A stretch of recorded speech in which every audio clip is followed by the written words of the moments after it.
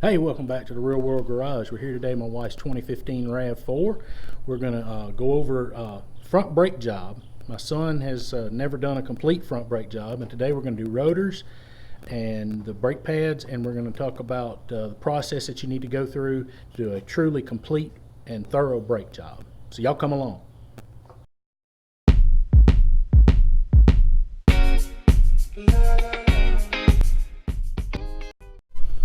Alright, as you can see, we've already got everything starting to break it down. Take a look at the brakes. And I don't know if we can get a good shot in there or not, but they are absolutely worn out. But here's the main thing I wanted to show you. I wanted to show you that name right there, Advix. Advix makes for all different makes and models. They make for Toyota, they make for Nissan. These parts I bought to replace them came from Rock Auto, and when I got on to shop my parts, they actually had the Advix brake pads. The Advix brake pads that came on this vehicle, the vehicle now has 85,000 miles, and this is the first brake pad change we've done, so they last a really long time. I bought Raybestos rotors. Oh, I can get my hands on it. I bought Raybestos rotors.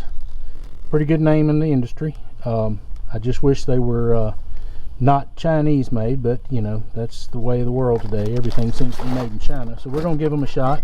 These have begun to start pulsating some, so we're going to get the camera tripod set up here and get into it.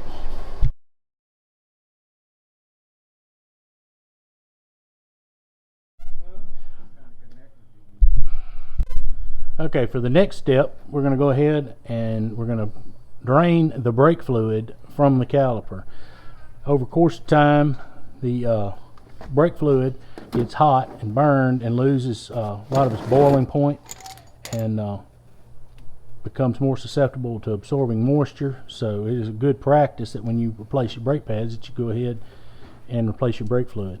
Son, you might want to go on and break that brake loose, bleeder loose. That's there probably you go. A good idea.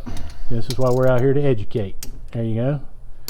Maybe a little more so you can turn up your fingers. It's seeping. Okay, perfect. Hold your hose down in your drain pan and gently reach in. There you go. Watch your hose. There you go. All right. Squeeze, and that brake fluid still looks really good and clean. All right. Keep squeezing until it's all the way back. Yeah, you go get between. There you go, between the brake shoe and the rotor. There you go. Alright, now go on and take your fingers and tighten that bleeder screw. There you go. Alright, now take your wrench.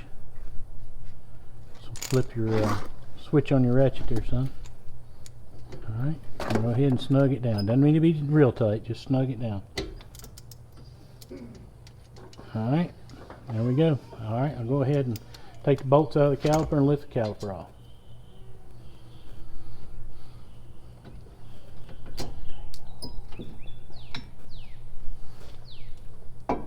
There you go. Lay it where it's not dangling.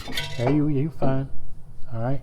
You need to take your hose and drain it into the pan, son. You don't need to leave it draining in the driveway. There you go. Alright. Next we'll pull the caliper mounting bracket off. Yep, they were pretty thin.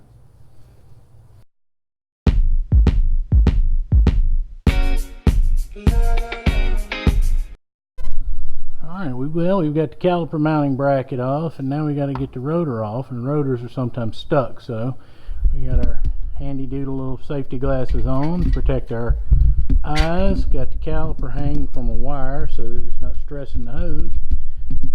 Alright, Ben, go ahead and give it a love tap. See if we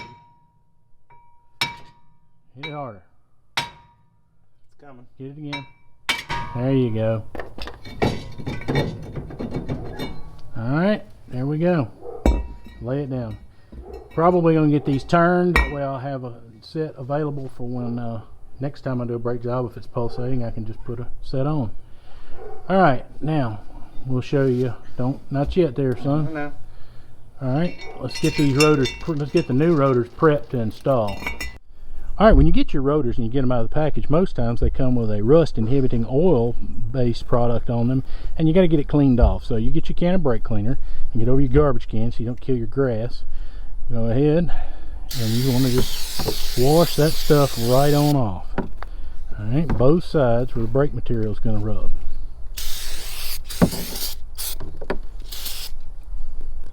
Go ahead and wash that face again. Not that one, the other one, the one you halfway washed. Get a better grip on it. Spray yourself in the face? Almost. That was cool. Thing you got on safety glasses, because that would have really hurt. Alright, now we just lay them over in the sun and let them evaporate off. Something else I wanted to point out is that you can also, instead of hitting it with a hammer, in some cases, in the rustier parts of this country, people that live in the Rust Belt, getting rotors on and off can be a real trouble. But if you'll notice, right here, and there's one here, if I'm not mistaken, those are 8 by 1.25 bolts. You can take and run 2 bolts in those thread holes if the rust hasn't taken them over, and that will actually shove that rotor off for you. So just keep that in mind too. Okay, we've got the brake mounting bracket. Turn it a little bit so we can see. There you go.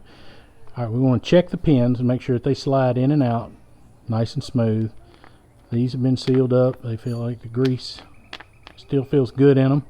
And this set of brake pads did not come with any new hardware, so you need to inspect your hardware, your slide and anti-rattle clips, and make sure that they're clean and that they're all present, because if they're not there, you need to buy a set of mounting hardware to keep your brake pads from squealing, and it also helps keep them from chattering, keeps them in the right place in relation to the rotor. So we're going to get that cleaned up and we're going to start putting it back together.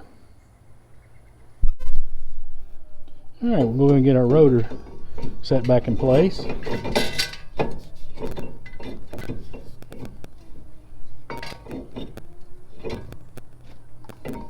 It should go all the way up on there. Is it going up on there smooth? It goes up on there, but then it don't want to stay. It ain't gonna stay. Don't worry about that. Well, what you can do, go reach over and get one of your lug nuts and screw on it, and that'll hold it in place. That way you don't have to fiddle far around with it.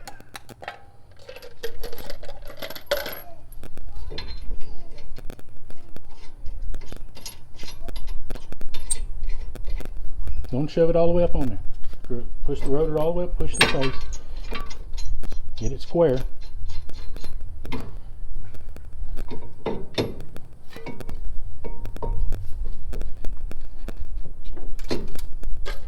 Screw one lug nut all the way up on there. One lug nut all the way up on there is all you need.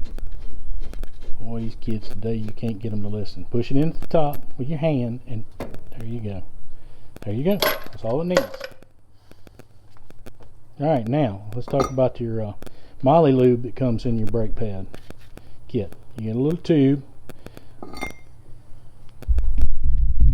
all it takes is one tiny little drop. That's all you want to put on there, and you take your finger and smear it smoothly over the entire thing. This will help keep your brakes quiet. Just one little drop per slide. That's all it requires.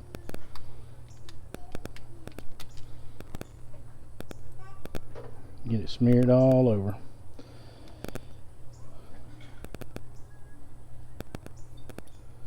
Alright, now we'll do the other side.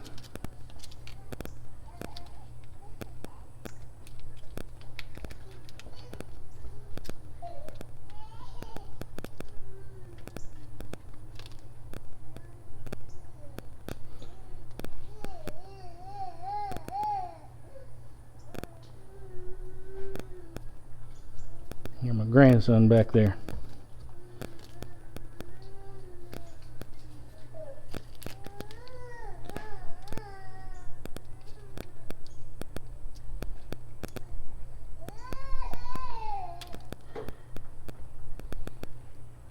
Go ahead and lay that tube packet of grease out of the way where it's not don't get stepped on and wasted. Lay it back over on cardboard.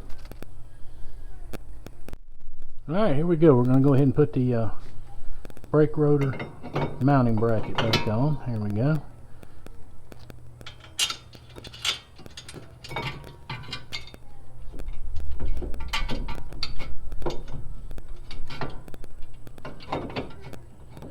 both float holes slid and lined up when you're trying to do that. If you roll that bracket in at the top and line both boat holes up, it'll line back up. 18-year-olds always have trouble finding the hole.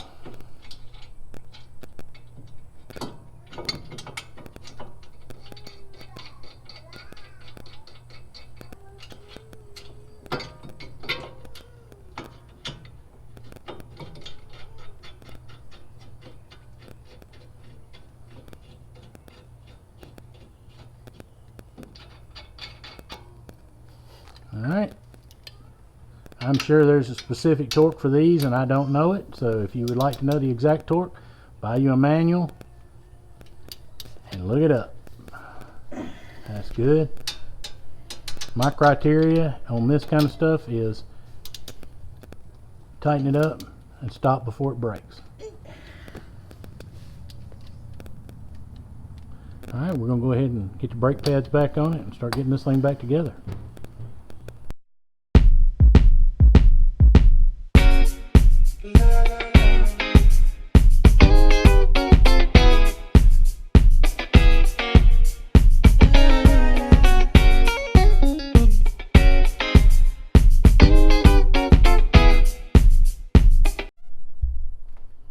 Alright, you've seen us do the brakes on the passenger side of the vehicle. We're not going to put you through watching all of it on the driver's side. It is the exact same process.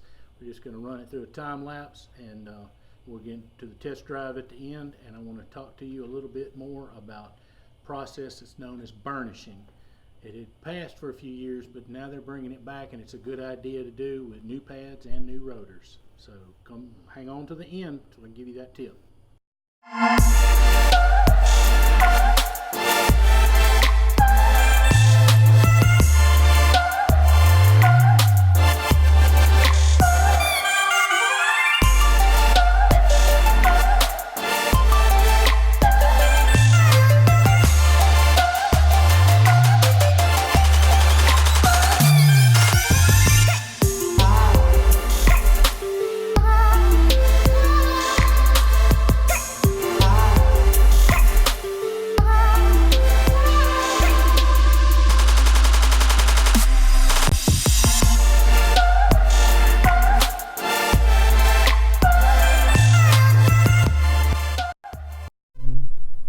Alright guys, we've completely changed the brake rotors and brake pads on the front, and as you remember, we took and squeezed brake fluid out of both calipers so that we have fresh fluid going to the calipers.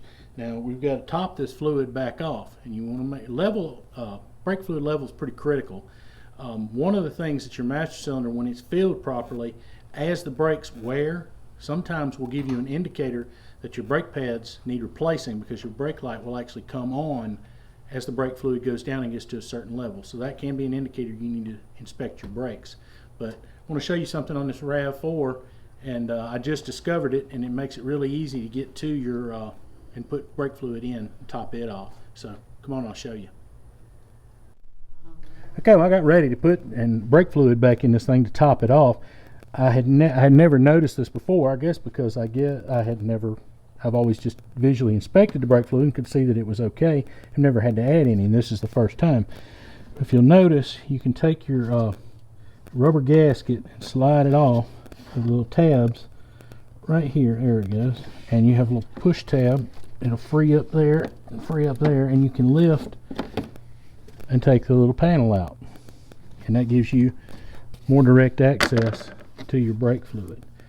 Now I got a funnel, and I took and cleaned it really well with some brake clean, and it gives you even more access, so you don't have to spill it everywhere, because as we now all know, brake fluid and paint usually don't mix real well. It's also not real happy with regular natural rubbers, so you want to try to keep it off. So I'm going to go ahead and start filling it up. I've got to keep an eye on the reservoir so that I don't overfill it. I think this reservoir actually has a screen in it, so it's going to go down slow. Let me see. Yep. A little more.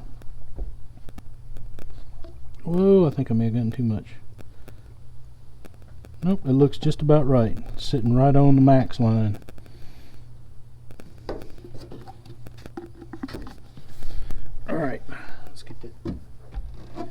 cap back on. Reinstall our panel. Just lift it up, it slides back down. Oop, you gotta get it lined up. There we go.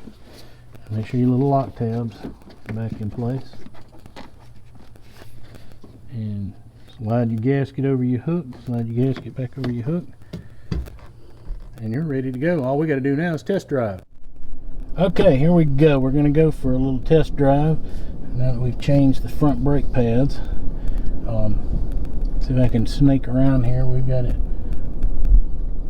got tight quarters around here with all the cars. Go forward just a little. Backing camera sure is nice. Alright, here we go. Alright, a lot of people didn't used to do, well, they used to do this. This used to be a procedure, and it was called burnishing, and I think they call it bedding pads now. And what it's doing is it's basically helps to mate the freshly mated surface of the brake rotor and to the new brake pad. So you want to get up your speed to around 30 miles an hour, 30, 35. Medium brake, and then you don't want to stop. Keep going. Get back on the gas again. Get it back up to about 35. What you're doing is you're generating heat slowly as well. And you want to do this. We got a stop sign down here. We got to come to a complete stop. You want to do this about 6 or so times, and we're also going to do. So you might want to make sure, like where I'm at, you're out on a country road. That helps some. Those people behind you get aggravated. So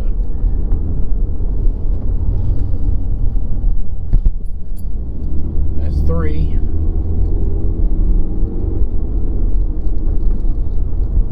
And you want to kind of progressively get a little harder and a little harder with each stop. That's 4.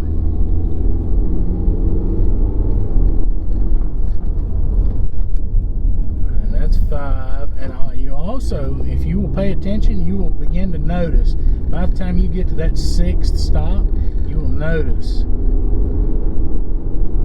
that the brakes will begin to stop. With the same amount of brake pressure, your brakes will actually stop faster. You can feel the vehicle slowing down faster. All right, let's give her the juice. Get up some speed, and we're going to do an emergency stop. Both hands on the wheel, brakes to the floor. Okay, ABS worked properly. You can hear it pulsating. Alright, get ready. We're going to do one more emergency stop. Check everything out, and here we go. You hear the ABS pulsating? Doing its job. Alright, now, from here back to the house, we're going to go very gently on the brakes from here on out. We want them to begin to cool down. So we're just gonna, from here back to wherever you're at, you want to use light brake pressure because you'll want the brakes, like I said, to begin to cool down. Because you've generated a pretty good bit of heat getting them started. And when you get back and you get out of the vehicle, sometimes it's not uncommon that you will see smoke a little bit, and you will have a burn smell. As long as you haven't overdone it, it'll be fine. It'll cool down, and your brakes will last longer, and will have maximum stopping performance. And we'll let off here early. Downshift, downshift, downshift. Little brake as possible. I might even have to use it at all.